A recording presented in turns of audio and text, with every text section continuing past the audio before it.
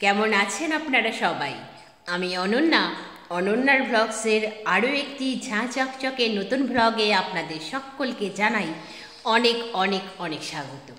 আশা করছি আপনারা সকলে খুব ভালো আছেন, সুস্থ আছেন, নিরাপদে আছেন। আমরাও বেশ ভালোই আছি। আজ দিনটি বৃহস্পতিবার, সকাল এখন 8টা মতো বাজে। আপনাদেরকে সাথে নিয়ে ঠিক এখন থেকেই আজকের ব্লগটি আমি শুরু করছি। যথারীতি সকালে উঠে ব্রাশ করে ফ্রেশ হয়ে বাসি কাজগুলো সেরে ফেলেছি। তারপরেই চলে এলাম ছাদে। ছাদে এসে প্রকৃতির রূপ বলতে ছাদ বাগানের সুন্দরীদের দেখে আমার মনটা এতটাই ভালো হয়ে গেল যে তার বলার অপেক্ষা রাখে না। এত সুন্দরভাবে আমার ছাদ বাগানটা আজ সেজে উঠেছে যে কি বলবো। আমি ভাবতেই পারিনি যে শুধুমাত্র জল দিলেই গাছগুলো এত সুন্দর ফুল আমার জন্য নিয়ে অপেক্ষা করে থাকবে আজ। মায়ের একটার পর একটা অসুস্থতা চলছেই, আর আমি শুধু জল ছাড়া কোনো রকম সার বা সেই যে চা পাতাগুলো জমিয়েছিলাম কিছুই তো দিতে পারিনি গাছগুলোকে। আর অনেকগুলো টবে প্রচুর ঘাসও হয়ে গেছে, সেই ঘাসগুলোকেও তুলে পরিষ্কার করতে পারিনি। তবুও ছাদ বাগানের ফুল গাছগুলি কি অকৃপণভাবে ফুলের ডালি সাজিয়ে আজ আমায় উপহার দিল। দেখেই মনটা এতটাই খুশি হয়ে গেল যে সারা দিনের ক্লান্তি এতেই উধাও হয়ে যাবে, যতই কাজ করি না কেন। এক টুকরো ভালোবাসার জায়গা আমার এই ছাদ বাগান। তারপর যথারীতি এক এক করে ফুলগুলো তুলে নিচ্ছি, কারণ পুজোর ফুল তো জোগাড় করতে হবে। আজ আবার বৃহস্পতিবার, বৃহস্পতিবারের পুজো রয়েছে। আজ ভাবছি ঠাকুরদেরকে সিংহাসন থেকে নামিয়ে সিংহাসনগুলো ভালো করে ডিপ ক্লিন করে নেব। আর আসনগুলো তো চেঞ্জ প্রতি বৃহস্পতিবার করেই করে দিই, আজকেও করে নেব, হয়ে যাবে ঠাকুরদের সিংহাসন ডিপ ক্লিন। শুধু ঠাকুর ঘরের জানলা দরজাগুলো মোছা বাকি থেকে গেল। যাই হোক, কোনোভাবে ম্যানেজ করতে হবে। আজকে এত দায়িত্ব আর নেওয়া যাবে না জানেন, কারণ বৃহস্পতিবারের পুজো করতে এমনিতেই 1.5 ঘন্টা মতো সময় লাগে, তার মধ্যে সিংহাসন ডিপ ক্লিন করতে হবে। সেই জন্যে ভাবছি জানলা দরজাগুলো আগামীকাল বা শনিবার দেখে মুছে দেব। যাই হোক, দেখুন আপনাদের সাথে গল্প করতে করতে ফুল তোলা তো কমপ্লিট হলো। তারপরে গতকালের যে ভিজে জামা কাপড়গুলো সিঁড়িঘরের দড়িতে মেলা ছিল, সেই জামা কাপড়গুলোকে ছাদে দিয়ে দিলাম। তারপরে চলে গেলাম রেডি হয়ে বাজারে। বাজারে গিয়ে সবজি বাজার করে আনলাম, কারণ সবজি বাজার প্রায় ছিল না বললেই চলে। তার সাথে কিনে আনলাম বৃহস্পতিবারের পুজোর জন্য পান আর কলা। তারপর বাড়িতে এসে যথারীতি ফ্রেশ হয়ে নিলাম। তারপরে জামা কাপড়গুলো সার্ফ জলে ভিজিয়ে দিলাম, সান্ত্বনা দিদি তো কেচেই দেয়। তারপর চলে এলাম রান্না বান্না করতে। আজ বিশেষ কিছু রান্না করব না ভাবছি, তাড়াহুড়ো করছি তো সেই জন্যই আর কি। তো আজ রান্না করব দই কাতলা আর লাউয়ের মাছের মাথা দিয়ে একটু রসা রসা সবজি, সে তো করেই ফেলেছি। আর গতকালের ডাল আছে, সেই ডালকে একটু গরম করে নেব।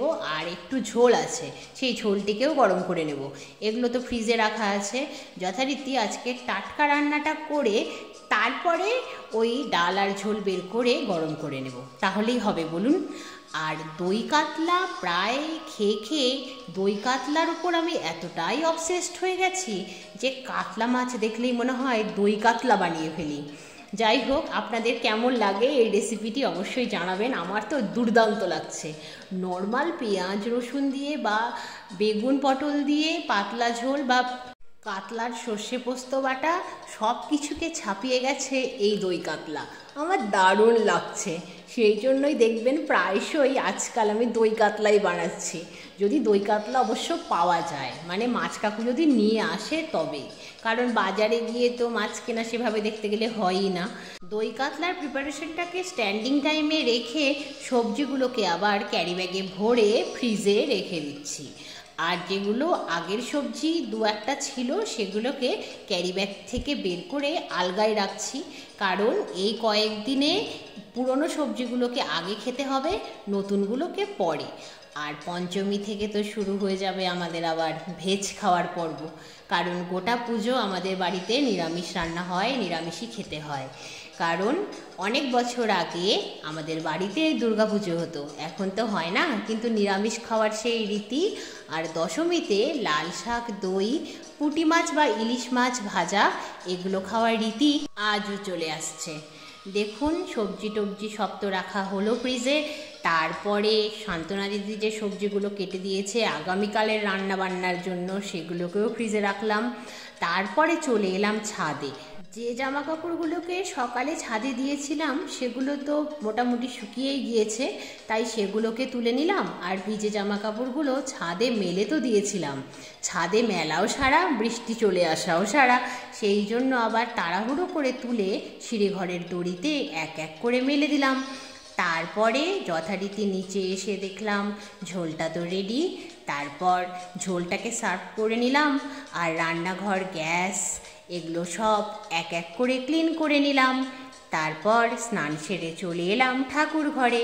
তারপর একটা একটা করে সবগুলো সিংহাসন পরিষ্কার করে নতুন আসন পেতে দিলাম। প্রতি বৃহস্পতিবারেই পাতা হয়, কিন্তু তাড়াহুড়োর কারণে আপনাদের সাথে আর শেয়ার করা হয় না, তাই ভাবলাম আজকে শেয়ার করেই ফেলি। সিংহাসনগুলো ডিপ ক্লিন করে নেওয়ার পরে ভালোভাবে ঠাকুর ঘরটা মুছে পরিষ্কার করে নিলাম। তারপরে সব জোগাড় করে বৃহস্পতিবারের পুজো সারতে হবে। মা আমার জন্য লাঞ্চ না করে এখনও বসে আছে, জানেন, এই ব্যাপারটি ভীষণ অস্বস্তিকর। খুব তাড়াহুড়ো করে করার চেষ্টা করছি, কিন্তু দেখবেন পুজো আর ঠাকুরের কাজ তাড়াহুড়ো করে করলে হয় না, মনে সেই শান্তিটাই আসে না। তো যাই হোক, দেখুন লক্ষ্মী পুজো তো শুরু হয়ে গেছে। তারপরে এক এক করে সব ঠাকুরকেই পুজো করে নেব, তারপর করব লাঞ্চ। তাহলে আজকের মতো এ পর্যন্তই। আবার আপনাদের সঙ্গে দেখা হবে খুব শিগগিরই অন্য একটা নতুন ব্লগে। ততক্ষণ আপনারা সবাই খুব ভালো থাকবেন, সুস্থ থাকবেন, সাবধানে থাকবেন, নিরাপদে থাকবেন। আজকের ব্লগটি কেমন লাগলো জানাবেন। আজ আসি, বাই বাই।